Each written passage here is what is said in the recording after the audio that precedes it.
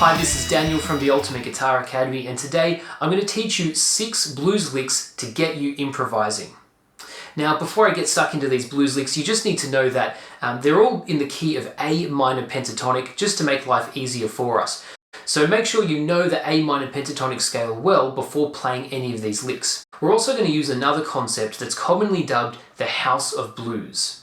Now, that's not a proper musical term, that's just something us guitarists often call this little shape which is a portion of that A minor pentatonic scale. The reason it's called the house of blues is because it looks like a house and it's used in blues music. I first recommend learning these licks in A minor pentatonic, which is the key we're going to learn them in.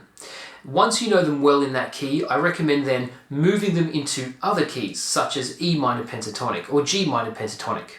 That way you can fully understand how they work and how you can modify them and adapt them into your own guitar playing. Once you learn the lick as it is, feel free to then make some changes with them, because the whole point of them is that they help you to improvise, which means making stuff up. So let's get started by looking at this house of blues shape that I mentioned a second ago. We're going to be working in the key of A minor pentatonic. So our regular A minor pentatonic scale is as follows. And I'm including that extra top note, it's a C note, up here, just for good measure, because it's pretty much always there whenever anyone plays this scale. So we should get 5-8, 5-7, 5-7, 5-7, 5-8, and then 5-8. Now, by this point, you've probably learned that before or seen that before. Very quickly, that's what it is. We're going to focus more on the house of blues shape. So to extend this scale even further, when I get to the G string, it's fret 7. I'm going to move that finger to fret 9. And then from here, I get 8, 10, 8, 10 on the last 2 strings, and that's my little house of blues. I'll show you how it fits when I put it in the scale.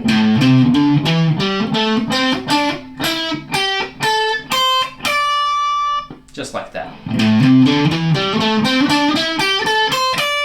In fact, if you look at the notes I'm using, it's only got one extra note compared to the original shape for A minor pentatonic, which was this. If we extend that a bit further and add the 10, then that is pretty much the exact same notes, just in different places. But for sake of what we're doing here, we want to move our position, our shape, up higher to here. So from that, on that G we had 5, 7, 9, 8, 10, 8, 10. And if you look at this little shape that is created here in this new section, we have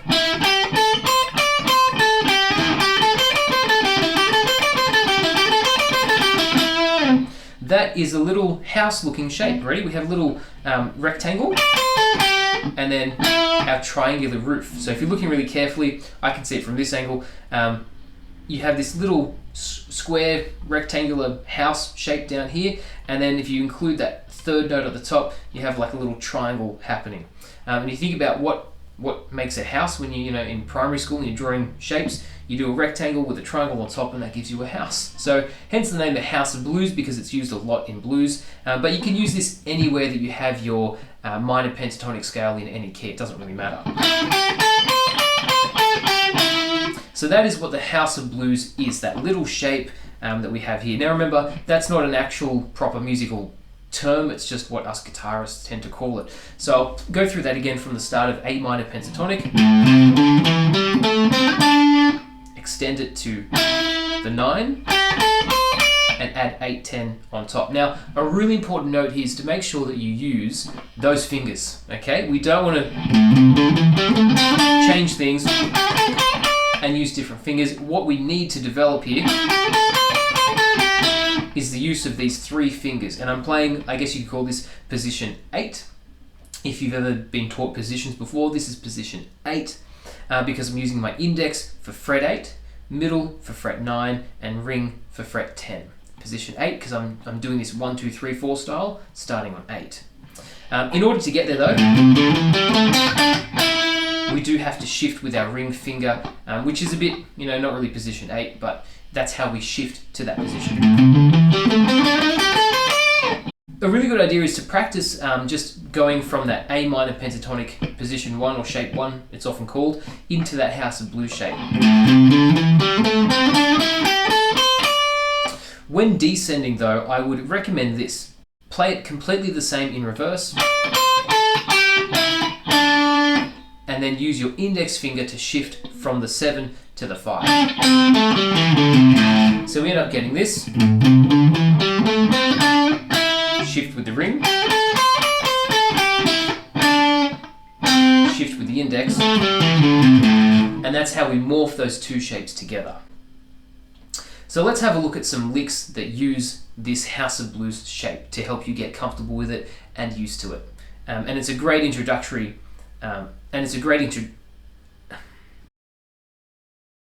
So that's how we use the House of Blues shape. I recommend playing that a couple of times on your own, just so that you're used to it and you can shift between the regular A minor pentatonic to this House of Blues up higher. Now let's have a look at these licks that we can use to help you improvise. Here is lick 1. So what I'm doing here, on the high E, I slide from 8 to 10 with my ring finger, must be the ring finger, then fret 8 with the index. Remember before how I mentioned we need to use the right fingers? This is why. Then on the B string, I have 10 and I pull that off to 8, again using ring and index. Now if you put the work in before to try and learn this with those fingers, that should come pretty naturally. If you haven't, it most likely won't come naturally. So if that's the case, go back and practice this shape just with those fingers until you're used to it. So we have our slide, then the 8, then the B string is 10, pull off to 8. The G is just 9. Again, using that middle finger. Then the B string is 8 with a bit of vibrato. See that wobble? A lot of people say to me, oh, I never learned vibrato. I don't know how to do that. Literally just copy what I'm doing. Just copy what you see. Hold the string down, don't lose that tension, that pressure of pushing the string downward on the guitar, and shake the string. How you shake it is how it will sound. So whether you want fast vibrato, shake it fast. If you want slow, shake it slower. So whatever wobble you apply with your finger there, that's the wobble that you'll hear with the sound. And we finish with a 10. What we're going to do though is hammer that 10. We're not going to pick it. See that? I didn't pick. No picking involved. Just for the last note. And it's a good way to kind of finish that lick with a sudden stop. It's a cool little, sounding lick. I like that one. So we have a slide up to 10. Then the 8. B string is 10, pull off to 8. 9 on the G. And then the B string is the 8 with vibrato, and then hammer to the 10. Now, like with anything, learn that, practice that, rewind the video if you need to, but don't move on until you've got the hang of that with the right fingers and the right techniques. We want the pull-offs, and we want the vibrato, and we want the hammer on.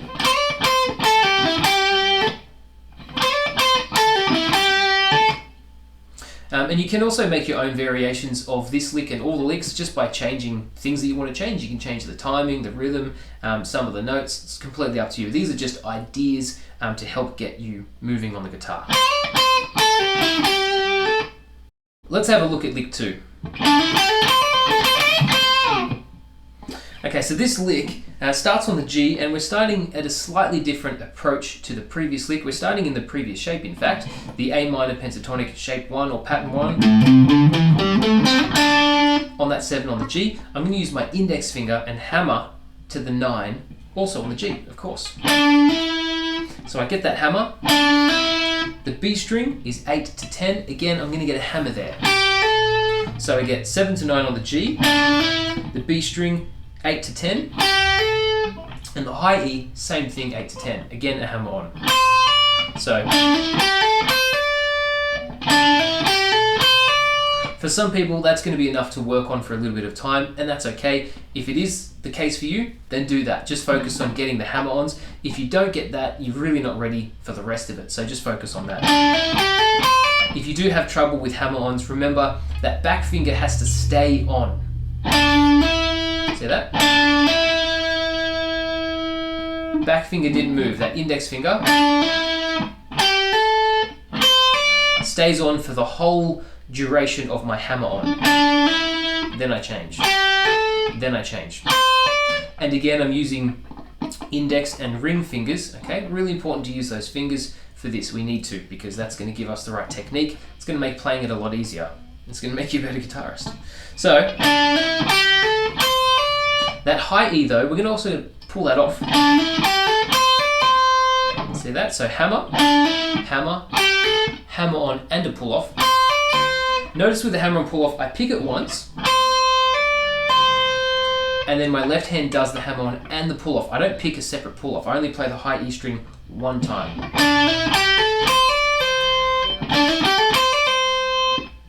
Then we go to the B string on 10. So, now it's really common for this lick to be seen and just finishes there at that point. And people end there. But what I'm going to do is this. Same thing. But on the high E, I then go back to the 8 and the 10. And I bend that 10. And then end on 8 on the high E. So we get this. Hammer, hammer, hammer pull off. Go to the 10. Back to the high E, 8, 10, which has the bend. Finish on the 8. And then it sounds really cool if you slide down away from it. Just for fun. So hammer, hammer, hammer pull off, 10 on the B, then the high E, 8, 10 with the bend, finish on the 8 and slide. I also put some vibrato, but that's just a guitarist thing. We put vibrato on everything we play. With that bend, I also want to make sure I note that we use 3 fingers when bending. See? 3 fingers. I never bend with 1 finger. I can't even do it. I've been playing guitar for like 20 years. I can't do that. No one does that. If you do, you're doing it the wrong way. Use 3 fingers, it's much better. Also, notice my thumb is high. And you'll see that my wrist in the background here, it moves when I bend, because it's not my fingers doing the work, it's my whole arm, my whole wrist. We have a video on bending on our library as well, on our website. And then resolve on that 8. Lick 3.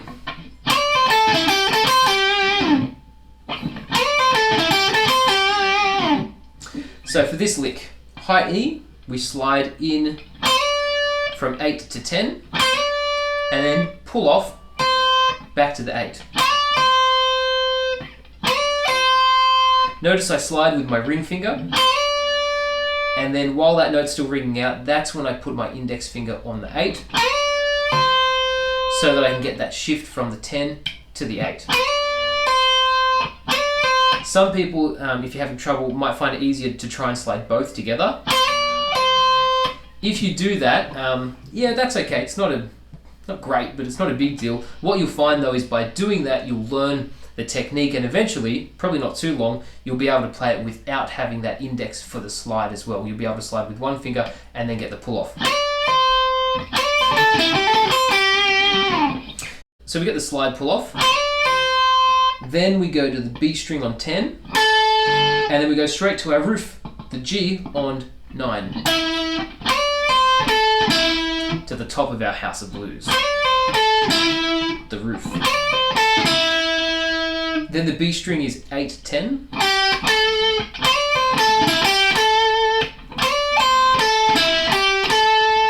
And the end is just 8 on the high E, and then the B. Again with vibrato.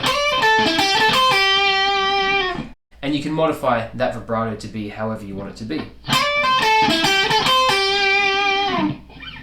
Now, when you play this, get that slide and pull off.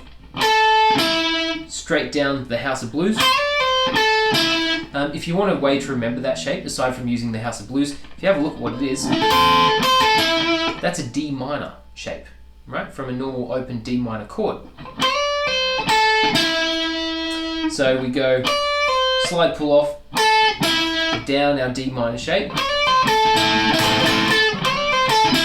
back up to the 10, 8, 10, and then high E, then B. And you'll notice I have this little rolling motion when I do that. I don't go and hop between them. It simply rolls from the high E onto the B, from the high E onto the B. And what's a bit strange about this is we don't want to play the high E how we normally play a note. Because normally I'd play like this, and I can't really roll that well. What I'm actually doing is I'm preemptively playing the high E different so that I can roll and finish on the B in a normal position. So what might actually be a good idea is just hold that B, roll down to the high E, and that's how you want to start the high E. If you have a look at what I'm doing, I think I'll start that high E with this part and roll up to the B and finish in the normal position. Ready? Watch this. So if I went the other way around and rolled down, that's what I get. I'm simply just doing that in reverse. So we want it to end on the B string in a normal playing position. We don't want to end in a weird position or have that hop thing or use a different finger. That's just awkward.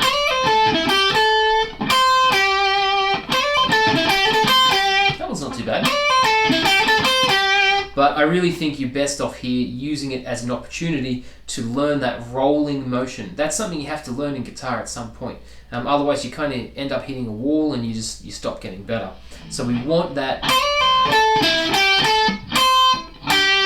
roll between the high E and the B. Very useful technique.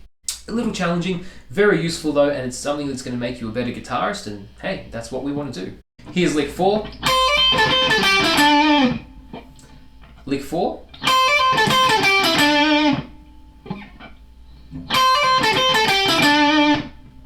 So let's have a look at what this one is. The high E, just another hammer-on pull-off from 8 to 10. Wow, big surprise, right? 8 to 10, hammer pull-off. Again, notice that index finger is anchored on that 8. It doesn't move. Stay still the whole time. That's what we want. We don't want it to fall off at some point or anything like that, because we need it for the 8 before and after the 10. So 8, 10, 8, hammer pull off.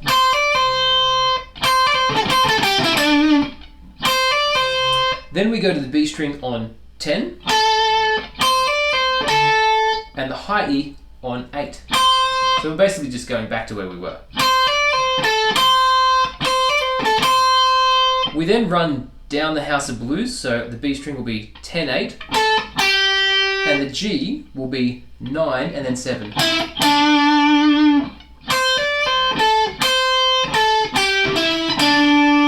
I'll go through that again. So the high E was 8, hammer pull off to 10. B string is 10. Then go back to the 8 on the high E. And then down the House of Blues, B string 10, 8, G string 9, 7. And that 7, what it does is it kind of links us back to that standard A minor pentatonic shape that I mentioned earlier, that you see everywhere. And it ends on a D note. Now, if you're thinking in terms of notes, which we should all be trying to do as much as possible, ending on that D note means it'll fit that D chord. In a 12-bar blues, we get that D chord in the key of A.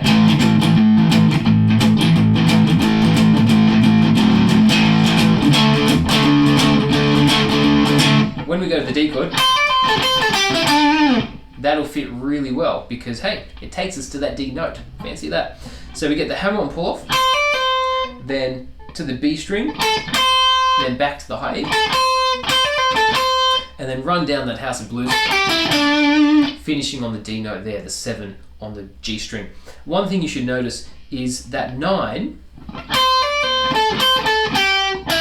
on the G, I can use my middle finger, but I find that stretch kind of awkward, getting the 7 using my index. I'm not a fan really of that.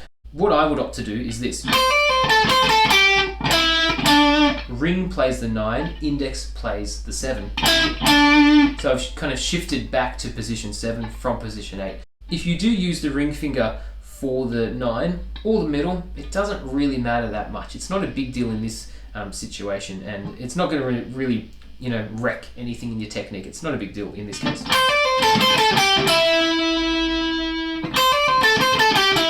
That's the ring. See, my fingers, they end up getting a bit bunched on top of each other. Middle makes a bit more sense, but that 7's a bit awkward. You could potentially slide down. Hey, there's some creative thinking. That way it doesn't really matter what finger you use. I'd opt for the middle in that case. Put some vibrato on the end, because hey, everything sounds better with vibrato, right? So just to recap, we get that hammer-on pull-off on the high E, 8 to 10. 10, 8, 10's on the B, make sure you get that on the B. Back to the high E on 8. Then down the House of Blues. And the G can be ring index or middle index. I would opt for those two options, not the pinky. Definitely index for the 7, unless of course you're sliding. If you are sliding, I would say definitely go with middle finger and stick with that way. Lick number 5.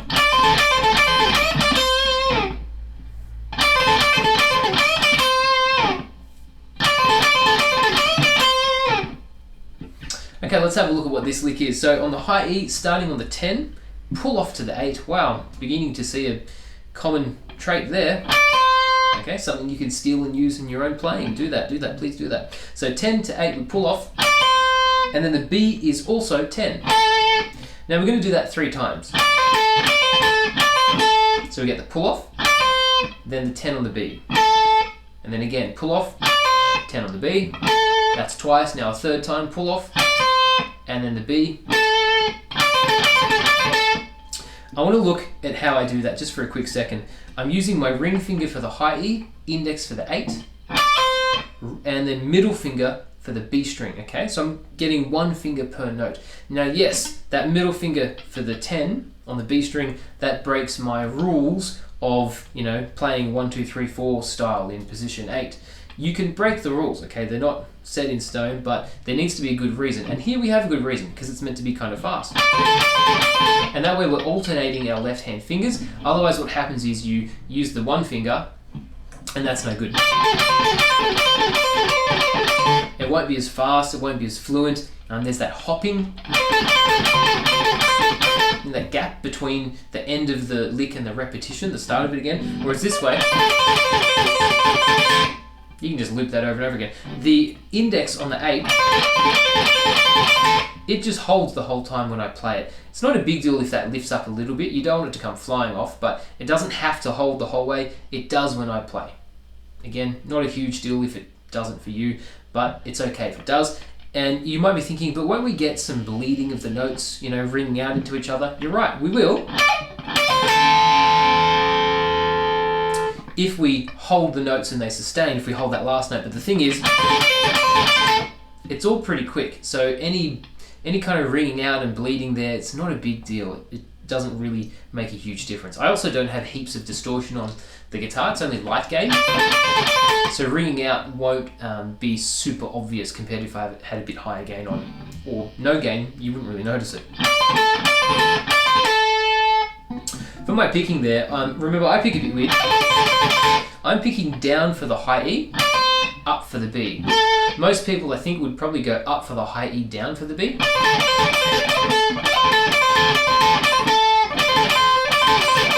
I have to really think about that when I do it. I would go down then up, so down for the high E, up for the B. Remember though, I'm an up picker, so up just tends to be the way I naturally lean towards playing. Sometimes that's an advantage, sometimes it's actually a bit of an issue. It just kind of depends. So there's our 3 little pull-offs with the B string afterwards. And that's what we're going to do at the end.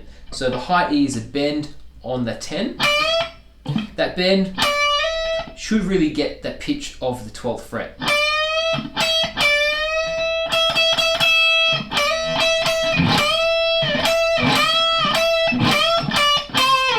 after the bend, we then play 10-8 and finish on the 8.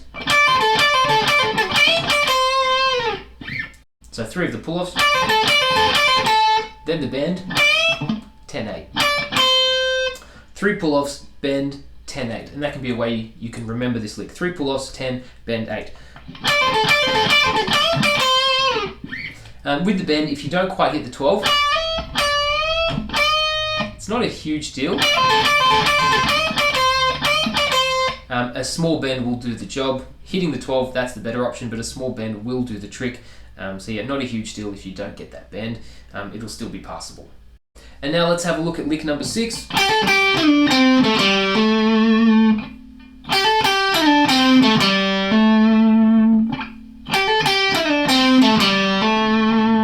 So for this lick, starting on the B string, on 8, whoa, crazy thinking. Haven't seen that before.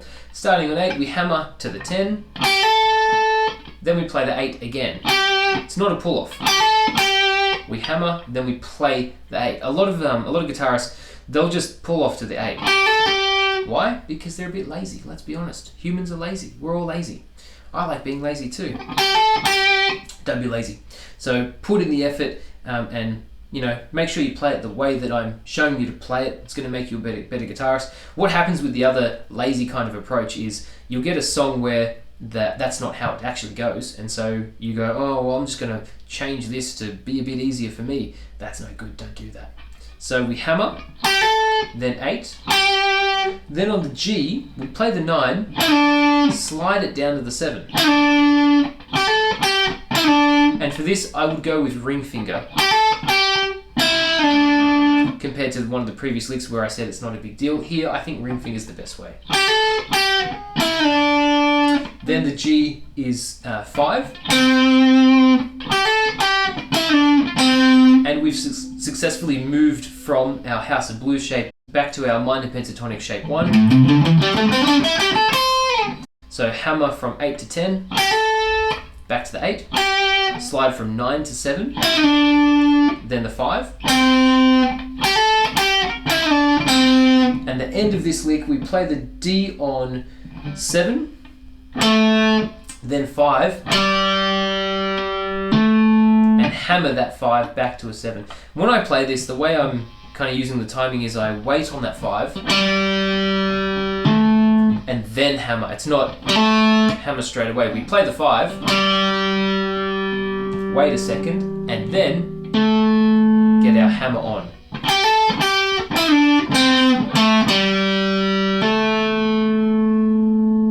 Didn't pick that, see?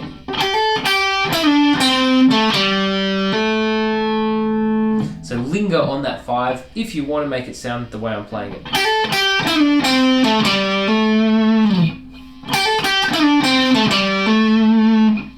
I'll go through it one more time. We had 8, hammer to 10, then pick the 8, slide from 9 to 7, then to 5, and we've successfully shifted from our House of Blues back to our minor pentatonic shape 1. Also notice the fingers I'm using. Right, there's my index for the 5 because that's how we play it in shape 1. And then 7 on the D, and then 5. Wait a second. Hammer back to the 7 on the D.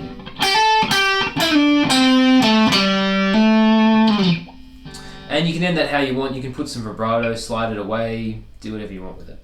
So they're our 6 licks that will help you learn improvising. Now what you really should do is try and steal from these licks, right? Because that's how you learn how to improvise. Well, that's how I learned to improvise. I just copied everyone else, and eventually it just becomes part of your vocabulary. It just becomes part of what you do. So a few things that I've noticed just from playing these and showing you them is this. Very small, subtle, very, very common little lick. You just hammer 2 frets and then back to where you started. Put some vibrato on the end. You can do that anyway. You can combine that. Watch.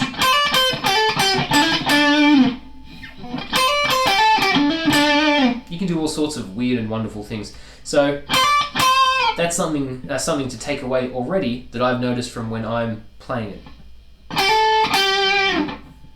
Another one is a really common lick that we did today, and I see it all over the place, especially in things like artists like Metallica and rock music. That whole idea of you do a pull off on one string, and then you play a note on the other string, and then you just repeat. Now we can move that into all sorts of places. In the House of Blues, I can move it here. All I've done there is shift up one string. Right? One string worth from here, up one string, to the B and the G. It's the same concept, same idea, just in a different string. I can move this down to minor pentatonic, shape 1. Using whatever fingers we want to use. And you can modify and do whatever you want to do with it. But the point is, take that idea and use the idea. It's okay to forget the lick. Don't forget the idea behind the lick. That's far more important. Something that we use today as well that's also really common is you play a string and bend it, and then play that same note unbent, and then maybe play the note below it in the scale. We did that before. You can move that anywhere, in any mode or shape or scale, whatever you're using, as long as it fits within the key. Sometimes it'll sound a bit funny if you do it, kind of incorrectly.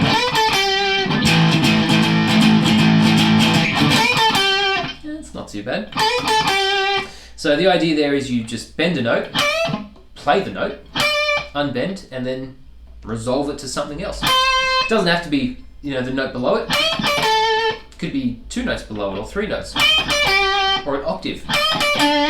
Might sound a bit funny, might not suit the song, might sound terrible, I don't know, depends how you use it, I guess. But the idea, remember the idea.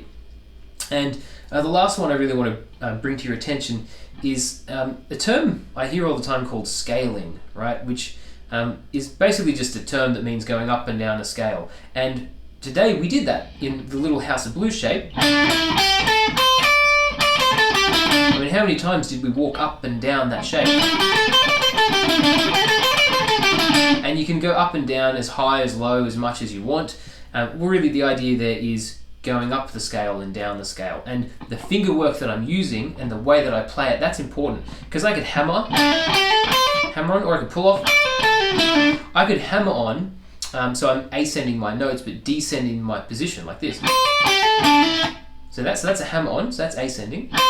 But then I shift to a lower position, and then a lower position, and I can keep going.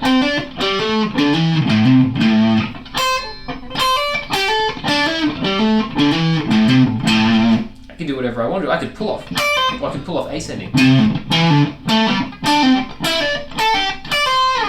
Don't really sound any good, but hey, the idea is there. So walking up and down a scale, or in this case, our little House of Blues shape, however we want to do it, hammer-ons, pull-offs, not a big deal, but the fact that I'm doing that is really useful, really handy. And if you think about fast guitar playing, most of the time, you're just going up and down scales, right? With small little modifications and patterns and changes. So the better you get at running up and down shapes and scales, the better off you're going to be long-term for your guitar playing. Well, thanks for learning these 6 blues licks to get you improvising. Remember, make sure you memorize them, learn what's in them, and learn how to use them properly in your own playing. If you have any questions or get stuck with them, feel free to let us know. We're more than happy to help you out. All the best, and until next time, keep shredding.